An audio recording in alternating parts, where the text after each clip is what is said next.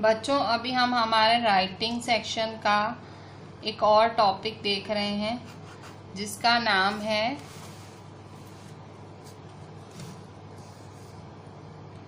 Unseen passages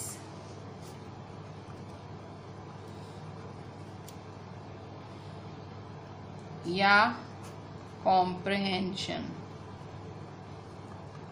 सो unseen passages या comprehension क्या होता है? देखो, ये मेरे ख्याल से आपने सेकेंड थर्ड स्टैंडर्ड से ये चीज़ आप कर रहे हो, ठीक है। पर करनी कैसे जाती है? देखो, जब भी अनसीन पैसेज करते हो ना आप, सो अनसीन पैसेज करते टाइम आपको हमेशा पहले जो आपके क्वेश्चन आंसर्स दिए हैं ना, पहले वो रीड करो, ठीक है। मैं देखो उल्टा बता रही हूँ, आप कहोगे मैम उल्टा बता रही है। देखो, पूरा पैराग्राफ दिया जाता है और नीचे क्वेश्चन आंसर्स या फिल इन द ब्लैंक्स या कुछ भी दिया जाता है, ठीक है भाई, जो ढूंढ के लिखना होता है। तो सबसे पहले मैं आपको पहली टिप दूंगी।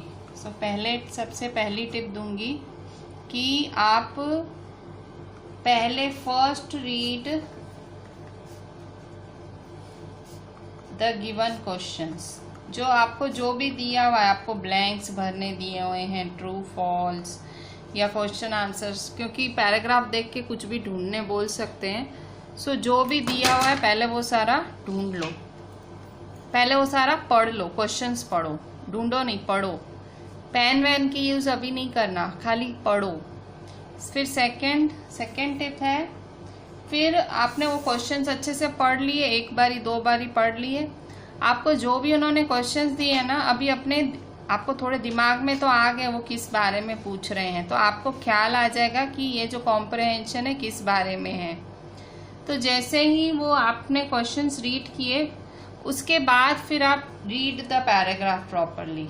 Read the paragraph properly. जो पैराग्राफ दिया है ना, उसको बहुत अच्छे से रीड करो, और रीड करने के बाद उसको अच्छे से प्रॉपरली रीड करने के बाद फिर रीड करते करते टाइम आप पेंसिल उठा लो, और अब आप कोशिश करो कि जो क्वेश्चंस पूछे गए हैं उनको टिक करते जाओ। आप रीड करोगे ना, तो आपको अभी रीड करते करते ख्याल तो होगा कि नीचे क्वेश्चंस क्या थे। अब आप use pencil to mark the answers. So ये भी हो गया, आपने पेंसिल यूज कर ली, आपने मार्कर से मतलब पेंसिल से आपने आंसर सारे मार्क कर लिए, ठीक है। अब आप क्या करो, अब लास्ट काम फाइनली आप पेन उठाओ और अपनी जो आपकी आंसर शीट है उसमें फाइनली वो सारे क्वेश्चन आंसर्स लिख दो, ठीक है। जो भी फिल इन द ब्लैंक्स हैं, क्वेश्चन आंसर्स हैं, कॉम्प्रहेंशन को देख के बहुत सारी चीजें बोली जाती हैं, ठीक है। So now write the answers. So ये बेस्ट तरीका है, ये करोगे तो कभी भी आपका कॉम्प्रहेंशन गलत नहीं पड़ेगा। कॉम्प्रहेंशन आपको जब तक आप इंग्लिश पढ़ोगे तब तक आएगा, जब तक इंग्लिश सब्जेक्ट है तब तक आपको कॉम्प्रहेंशन आएगा। तो ये हमेशा ये 4 टिप्स याद रखना। पहली टिप, पहले तो क्वेश्चन पढ़ो, ठीक है, पहले पैराग्राफ नहीं पढ़ो, पहले क्वेश्चंस पढ़ लो जो पूछे हैं, फिर शांति से पैराग्राफ पढ़ो। फिर जैसे जैसे पैराग्राफ पढ़ोगे ना, आपको आइडिया आती जाएगी कि ये क्वेश्चन ऐसे आइडिया आएगी। फिर आप आंसर्स टिक करने चालू कर दो और फिर फाइनली आंसर्स लिख दो। ये बेस्ट टेक्निक है, ठीक है। अब हम पैराग्राफ एक देखते हैं, हम 2 पैराग्राफ्स देखेंगे। पहले एक पैराग्राफ देखेंगे जिसमें हमको फिल इन द ब्लैंक्स वगैरह चुनने हैं, और एक फिर पैराग्राफ देखेंगे जिसमें हमको क्वेश्चन आंसर्स चुनने हैं। तो इस तरह से हमको 2 पैराग्राफ्स की प्रैक्टिस हो जाएगी, तो आपको आइडिया आ जाएगी किस तरह से ढूंढने हैं। बच्चों, अभी हम कॉम्प्रहेंशन ऑफ अनसीन पैसेजेस जो मैंने आपको टिप्स दी उसका एक पैराग्राफ देखते हैं। सो ये टाइप 1 पैसेज मैंने आपको कहा था कि 2 तरह से पैसेजेस दिए जाते हैं। कभी आपको MCQs भी चुनने होते हैं, कभी आपको क्वेश्चन आंसर। तो पहले हम MCQs वाले पैसेज देखेंगे। सो यहाँ देखो एक पैसेज दिया हुआ है ये। सो मैंने आपको जैसे कि टिप्स में बताया था कि आपको पहले क्या पढ़ने हैं, पहले क्वेश्चन आंसर्स रीड कर लो। सो यहाँ देखो, यहाँ इन्होंने आपको चूज द करेक्ट ऑप्शन दिए हैं। सो 4 दिए हैं चूज द करेक्ट ऑप्शन, तो पहले उन्हें ढंग से आपको रीड कर लेना है। सो आपको ये आपकी नोटबुक में चूज द करेक्ट ऑप्शन लिखने हैं। आपको पैराग्राफ नहीं लिखना है, पर ये चूज द करेक्ट ऑप्शंस आपको लिखने हैं। सो अब यहाँ देखो choose the correct options. So choose the correct option to complete each sentence. ठीक है। First, Gir is most famous for blank. Gir famous है being home to majestic Asiatic lion. Lion क्या घर है इसीलिए। ओल्डेस्ट सेंचुरी है इसीलिए। लार्जेस्ट सेंचुरी है इसीलिए। प्रोवाइडेड हैबिटेट टू, यहाँ पे बहुत सारे जानवर रहते हैं इसीलिए गिर क्यों फेमस है। Second, Gir is specially important for Asiatic lions as. Gir Asiatic lions के लिए बहुत इम्पॉर्टेंट है। सो 4 ऑप्शंस हैं। It is the only place where they found in large number. यहाँ पे ये बहुत बड़ी संख्या में पाए जाते हैं। It is the only place in India where they are found. यहीं गिर में ही लायंस पाए जाते हैं। It is the place where they are found in the largest number. यहीं इसी जगह पे ये बहुत बड़ी संख्या में पाए जाते हैं। It is a place where they can roam around freely. Gir में ये लोग आराम से घूम सकते हैं। The sanctuary is spread over blank square kilometre of forest. ये सेंचुरी जो गिर सेंचुरी है ये कितना फैली हुई है, 1412 kilometre square kilometre, 1542 square kilometre, 1432 या 1324 square kilometre. Apart from lions and leopards also found in the forest are other members of the cat family such as। Lion और लियोपर्ड के अलावा उन जंगलों में और कौन कौन पाया जाता है। A, langur porcupine, black naped hares. B, antelopes, jackals, desert cats. C, jungle cats, desert cats, rusty spotted cats. या D, 4 horned antelopes, Indian gazelles and wild boars. तो ये सब पाया जाता। सो अब यहाँ देखो, अब आपको क्या करना है, यहाँ पे चुनना है। ठीक है। सो कैसे चुनोगे आप, तो ये 4 पहले क्वेश्चंस पढ़ लिए, अब पैराग्राफ अब पढ़ो। अब देखो, अब ऐसा होगा आपको क्वेश्चंस पता है तो पैराग्राफ पढ़ोगे ना, सीधा आपको आंसर आ जाएगा ध्यान। तो देखो अब ये पैराग्राफ भी देख लेते हैं हम। ठीक है। सो देखो ये पैराग्राफ है आपका।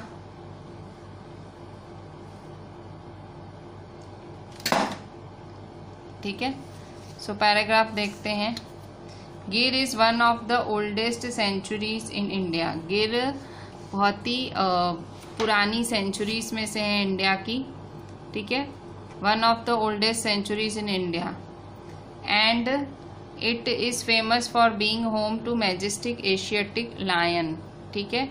ये एशियाटिक लायन का घर है। अब देखो देखो ये आया ना, Gir is most famous for being home to the majestic Asiatic lion, है ना। सो ए है करेक्ट आंसर, है ना। अच्छा अब यहाँ देखो, it is the only place in India where this animal is found. This sanctuary spread over 1412 square kilometre of forest. तो देखो ये 1412 स्क्वायर किलोमीटर वाला भी आया था, ये रहा। सो इसका भी ए।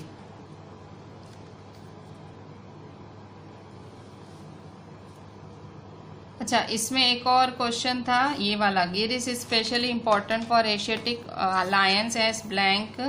It is only place where they are found in large numbers in India where they are found. It is the only place in India where they are found. तो यहाँ देखो, it is the only place in India where this animal is found. तो देखो ये भी मिल गया B, it is the only place in India where they are found.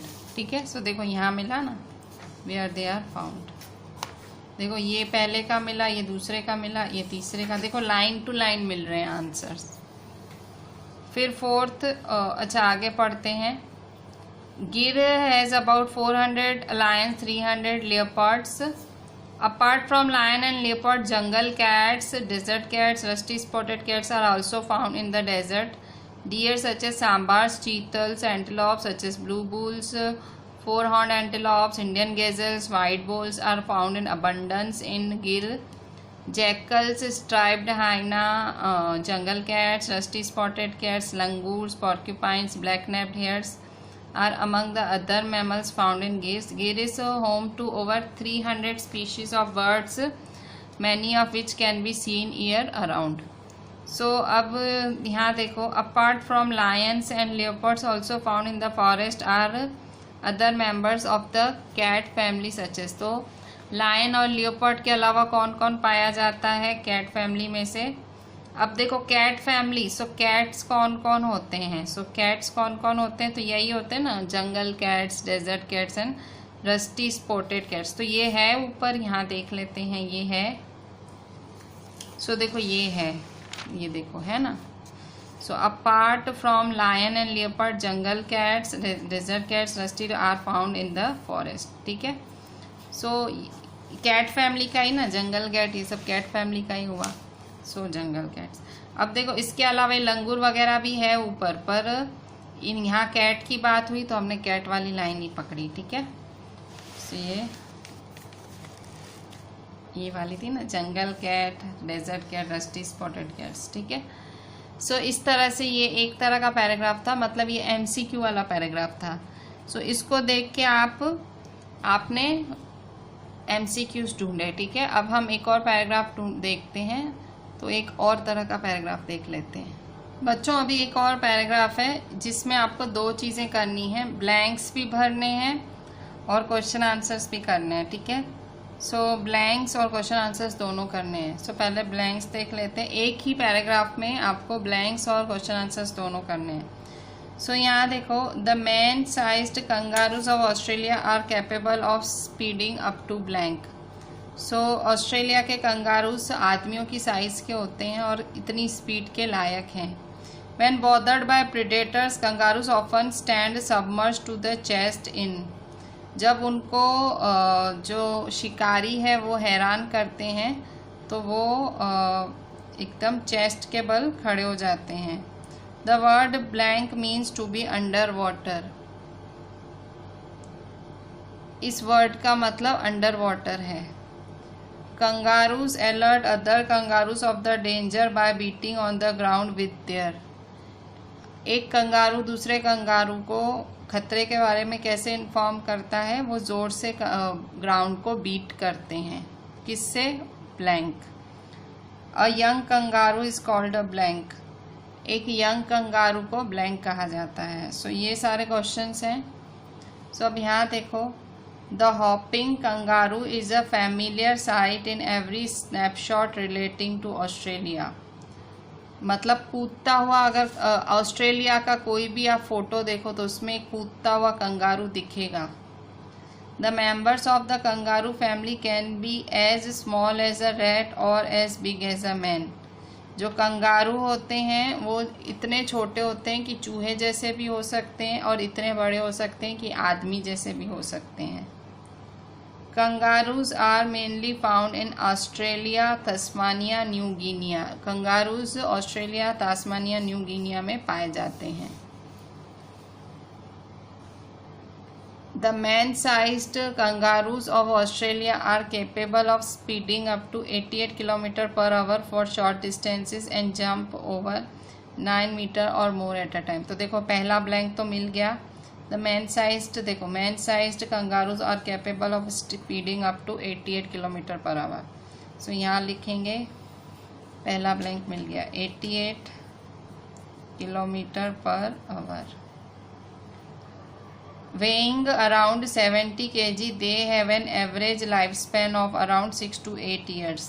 Wait उनका 70 kg होता है और उनकी जो जीवन होता है 6 से 8 साल ही होता है। When bothered by predator, often stand submerged to the chest in water. By doing so, they try to drown their enemy. So वो क्या करते हैं, अपनी पानी में खड़े हो जाते हैं जैसे कि सामने वाला उन पे झपटे और वो डूब के मर जाए। So when bothered by, kangaroos often stand submerged to the water chest in, देखो यहाँ आया ना वाटर, स्ट्रेट, देखो सीधा सीधा मिल रहा है answer. Normally these shy animals alert other of the danger by beating on the with their hind feet. ठीक है। हाइंड फीट मतलब पिछले, हिंड मतलब पिछले फीट से, hind feet, so hind feet.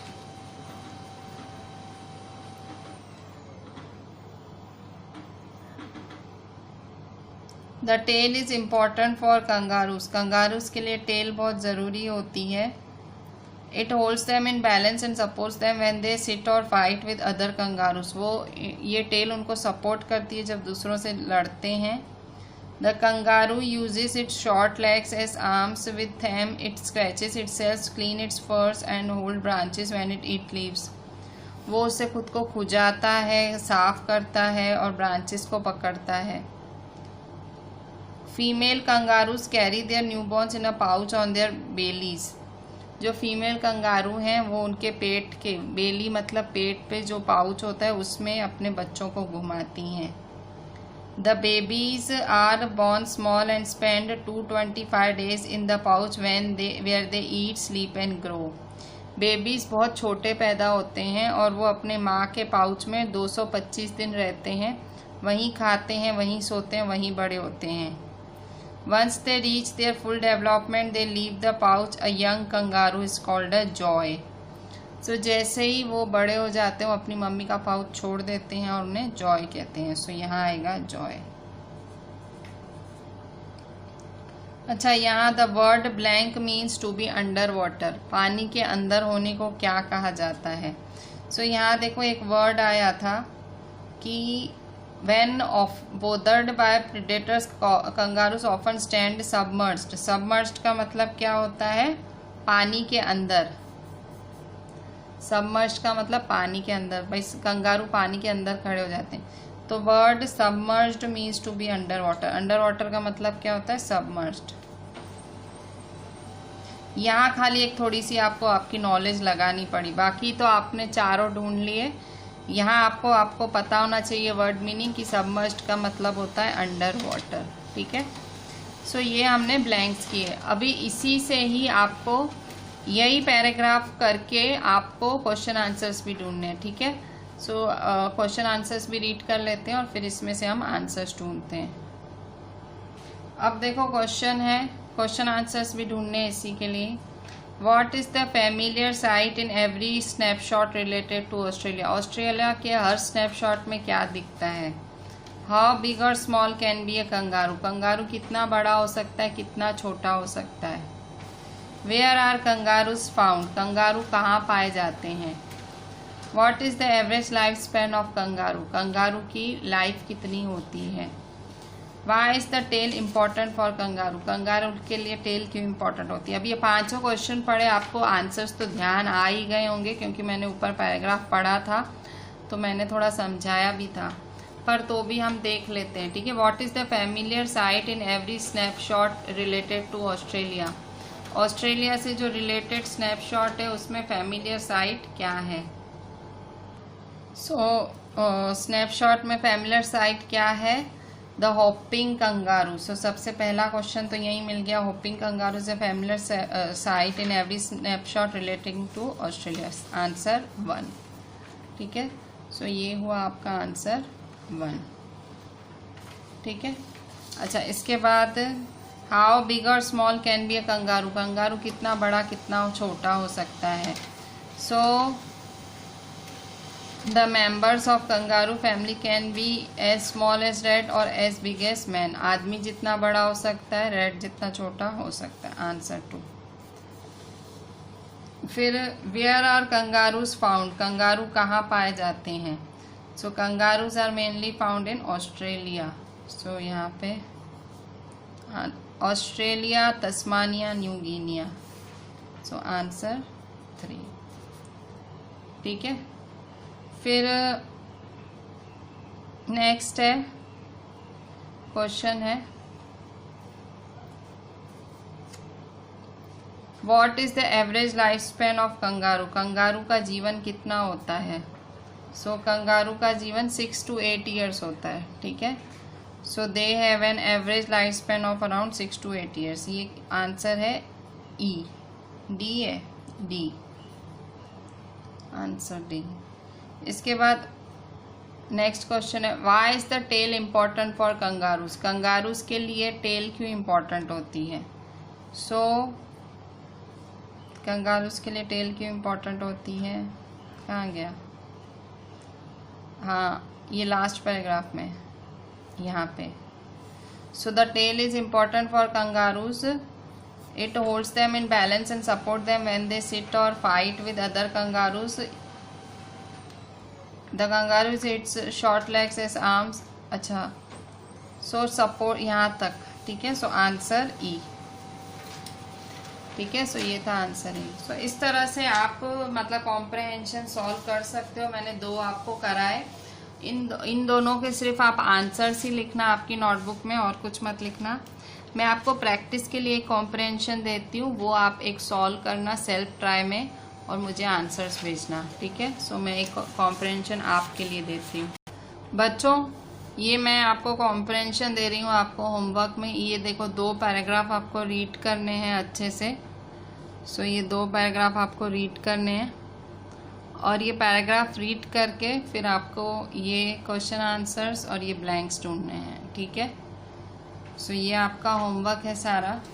ये होमवर्क, ये पैराग्राफ रीड करने हैं और आपको आंसर्स ढूंढने हैं. थोड़ा सा डिफ़िकल्ट रहेगा क्योंकि ये वैसे तो क्या पेज प्रिंटेड पेज आगे होता है तो थोड़ा ध्यान आता है, पर स्कूल में से भी तो ऐसे ही आएगा ना. अगर सपोज स्कूल में से आएगा क्वेश्चन तो प्रिंट तो आएगी नहीं स्कूल से भी इसी तरह से ऑनलाइन ही आएगा. तो आपको स्क्रीन पे ही देख के सारे आंसर्स लिखने हैं, ठीक है. सो ये आपको सेल्फ ट्राई में दे रही हूँ मैं. अगर आप कर पाए तो बहुत अच्छी बात है, मतलब लगेगा कि आपको आ गया, ठीक है. सो ये क्वेश्चन आंसर्स और इसके ये ब्लैंक्स मेरे को आपको लिख के भेजने हैं. क्वेश्चन आंसर्स और fill in the blanks. So this is your homework for self try, ठीक है. So just do it and WhatsApp me the entire thing. आगे वाले कॉम्प्रहेंशंस के सिर्फ क्वेश्चन आंसर्स और ब्लैंक्स भेजना, और इसके क्वेश्चन आंसर्स ब्लैंक्स, मतलब आगे वाले मैंने पहले MCQs करा है, फिर क्वेश्चन आंसर्स ब्लैंक्स वो करा है वो भेजना, और इसके क्वेश्चन आंसर्स और ब्लैंक्स करके भेजना, ठीक है. सो this is your work for today and please do WhatsApp me the entire thing. Thank you.